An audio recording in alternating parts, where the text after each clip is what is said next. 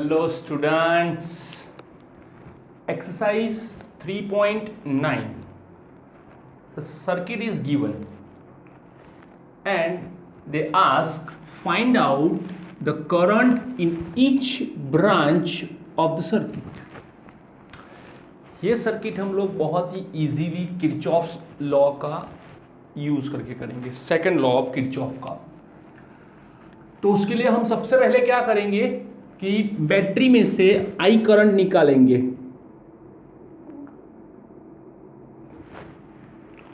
वो करंट 10 ओम में से पास होके ऊपर की ओर जाएगा। यहां पे इस करंट के पास जंक्शन आता है, तो जंक्शन आने से वो करंट दो पार्ट में डिवाइड हो जाता है।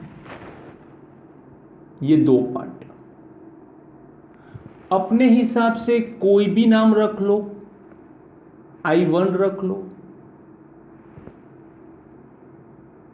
I2 रख लो, ओके। फिर वो करंट ऊपर यहां आता है B के पास। अब जब B के पास करंट आएगा तो जैसे आगे न्यूमेरिकल में इलस्ट्रेशन 3.7 में हमारे पास दूसरी बैटरी थी, तो हमने क्या किया, उस करंट को निकाल दिया। लेकिन यहाँ पे हमारे पास कोई दूसरी बैटरी नहीं है, तो हम I1 में से ही दो पार्ट करेंगे। ये I1 यहाँ पे आएगा, एक पार्ट नीचे जाएगा, दूसरा पार्ट यहाँ पे आएगा। जो नीचे जा रहा है उसे हम I3 कहेंगे और जो यहाँ आ रहा है उसे हम लोग I1 माइनस I3 कहेंगे। सिमिलरली ये I3 D के पास आएगा, ये I2 BD के पास आएगा, दोनों एक साथ D पे आएंगे और एक साथ कलेक्ट हो जाएंगे, तो I2 प्लस I3। ये I2 प्लस I3 C के पास जाएगा, I1 माइनस I3 C के पास आएगा, तो C के पास जो कलेक्शन होगा वो होगा I1 minus I3 plus I2 plus I3, I3 cancel, I1 plus I2 and it is I। तो ये है I, okay. This I means I1 plus I2, okay। Now consider loop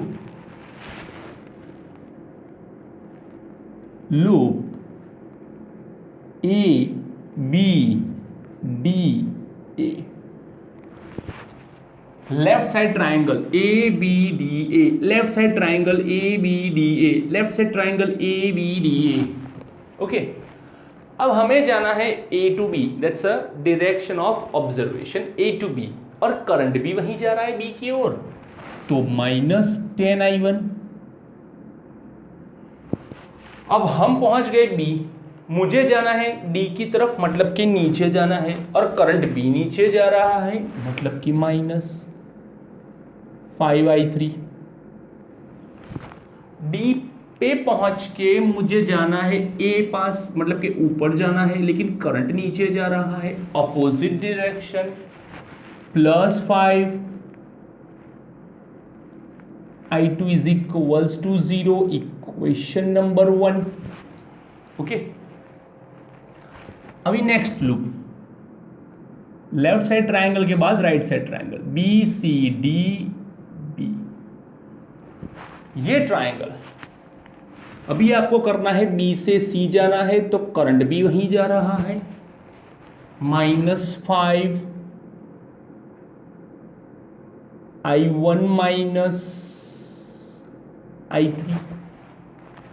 अभी आपको जाना है C से D पे नीचे, लेकिन करंट जा रहा है ऊपर, प्लस रख दो, प्लस 10 I2 प्लस I3, कहाँ पहुंचे D पे। डी से आपको वापस घर जाना है, मतलब कि बी के पास, मतलब आप जा रहे हो ऊपर की ओर, करंट आ रहा है नीचे की ओर, opposite. 5i3 is equal to 0। Therefore, open the bracket, 5i1 plus 5i3 plus 10i2 plus 10i3 plus 5i3 is equal to 0। Therefore, चलो i1 कितने हैं? 1। 5i1, i2 कितने हैं? 1। 10i2, i3 कितने हैं? 5, 15, 20 इज इक्वल टू 0। चलो माइनस हटाओ, 5i1 minus 10i2 minus 20i3 is equals to 0, equation number 2। अब इसे हम लोग कैंसल करेंगे, तो हम एक काम करेंगे, then equation number 2 is multiplied by 2। तो ये बनेगा 10i1 20i2 40i3 is equal to 0, minus 10i1 plus 5i2 minus 5i3 equal to 0, और ये हो गया cancelled. -20 plus 5 minus 15i2 minus 40 minus 5 minus 45i3 is equal to 0। उस तरफ भेजो, -15i2 is equals to 45i3। 15 3 सा -3i3। तो ये हो गया आपका i3, इक्वेशन नंबर 3। क्लियर? चलो, अभी तो आपके पास एक रिलेशन बन चुका है, i2 is equals to -i3, और हमें पहुंचना है, सभी करंट्स को फाइंड करना है। तो हम लेंगे लूप। अब ऐसा लूप लेंगे कि जिसमें बैटरी यूज हो, ताकि वैल्यू मिले। A to D to C, फिर बैटरी टू A, नीचे का कहाँ? A to D to C, ये नीचे का हो गया। फिर बैटरी वापस ये ट्रायंगल, ये लूप चाहिए। ओके, चलो अभी A टू D जाना है, मतलब -5i2। फिर D टू C जाना है, -10i2 प्लस i3। C से वापस बैटरी +10। क्यों? क्योंकि सेकंड एंड जो होता है वो लिखना होता है। यहां से आ रहे हो तो first and negative, second and positive, फिर उसी डायरेक्शन में -10। I की जगह पे पहले से ही लिख दो i1 plus i2 is equals to 0। अब एक काम करो, i2 की जगह पे -3i3 यूज करो।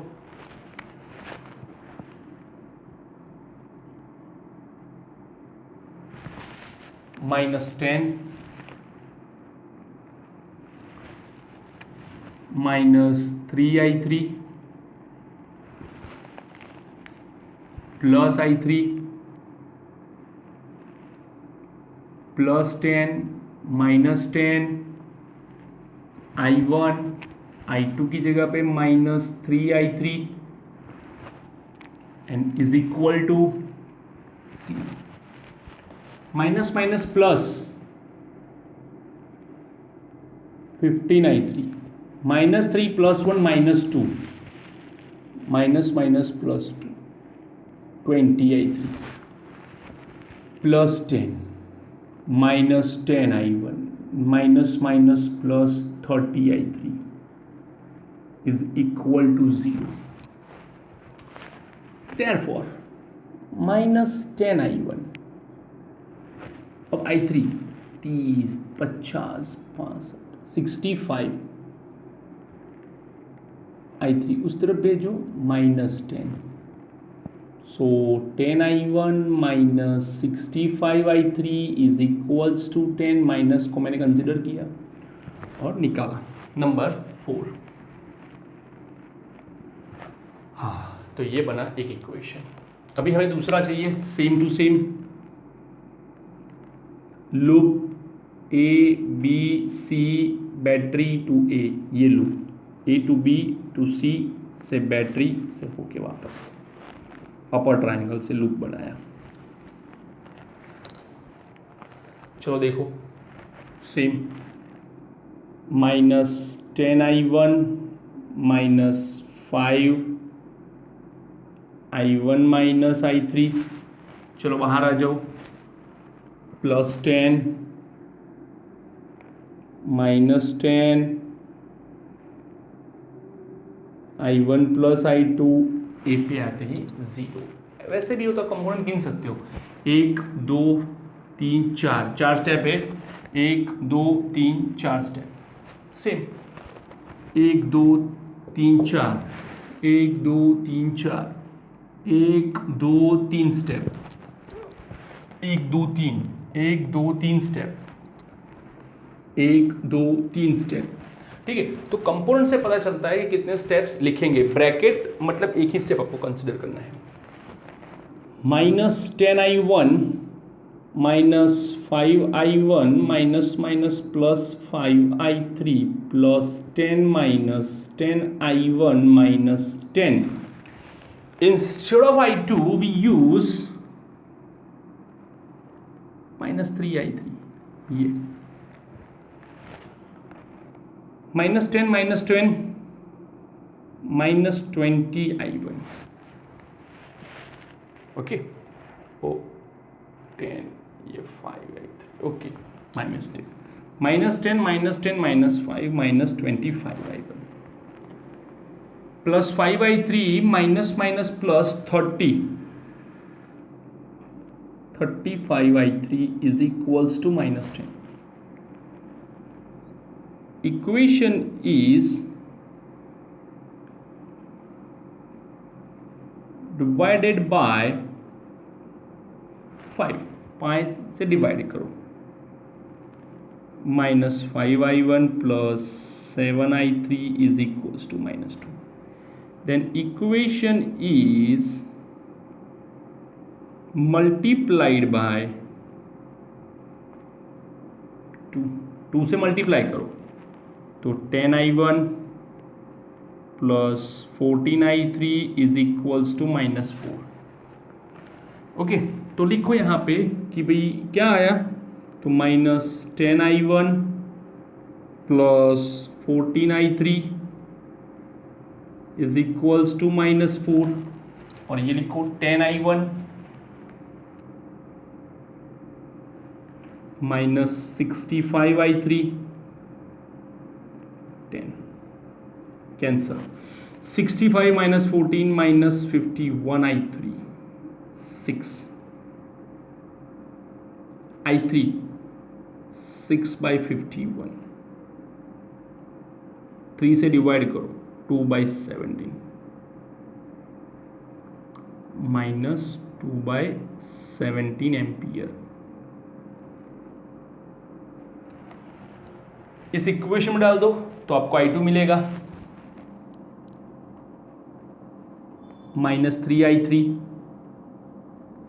2 by 17 minus minus plus 6 by 17 ampere. ये हो गया आपका i2. अब किसी भी एक इक्वेशन में डाल दो. सपोज मैंने इस इक्वेशन में डालना है, ये इक्वेशन का नाम देता हूं मैं नंबर 5 पे. Okay, use in equation number 5. Use i3 in equation number 5 के अंदर उसे यूज करो. तो क्या होगा, minus 5i1 plus 7 instead of I3 we use minus 2 by 17 is equals to minus 2 minus 5I1 minus 14 by 17 is equals to minus 2. Okay चलो 2 को इस तरफ लाओ, 2 minus 14 by 17 is equals to 5I1, I1 is equals to 5 नीचे, LCM 17 to ज़ा 34 minus 14 और ये हो गया 20 बाई 5 इंटू 17, 5 4 ज़ा, I1 is 4 by 17 ampere, 4 by 17 ampere. तो आपके पास I1, I2, I3 तीनों हो गए। चलो फटाफट लिखो।